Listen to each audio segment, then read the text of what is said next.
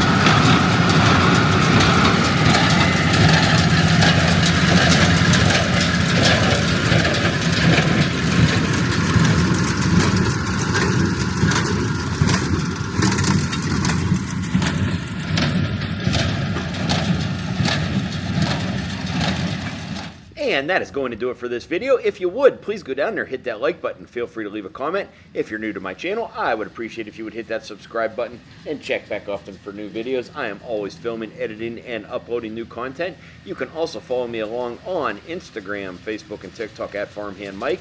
As always, thank you for watching, and I'll catch you on the next video.